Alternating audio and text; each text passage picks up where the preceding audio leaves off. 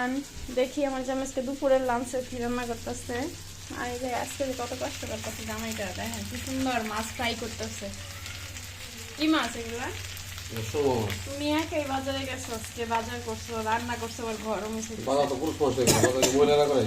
ঠিক আছে, কিন্তু রান্নাও তো করতেছো আজকে। তোমার শরীর খারাপ হন, সেগুলো ব্যস্ত করতে হইব, স্বামী স্ত্রী মিলাতে সব কিছু করতে হইব। হ্যাঁ ঠিক, তোমার মতো আর কয়জন বুঝে বলো? সব স্বামীরা করতে চায়, অনেক স্বামীরা করতে পারে না, অনেক স্বামীরা পারে। বাইরে করে এসে কাজ বুঝি কষ্ট কি জিনিস। তারপর অনেক আছে। আমার না করে এনে তো আমার তো আমি রান্না করতেছি।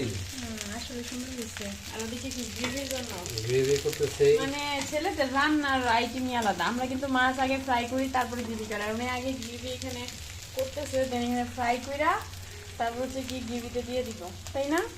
মশলা নাই, জিরা ফাঁকি নাই। মশলা আছে, তুমি পাও না। কি বাজার আনছো এখানে? কাঁচামরিচ, নুডলস, শুকনা মরিচ। সবার দাওয়াত আজকে, আমার জামাই রান্না করতেছে, সবাই চলে আসবা। তো আল্লাহ হাফেজ।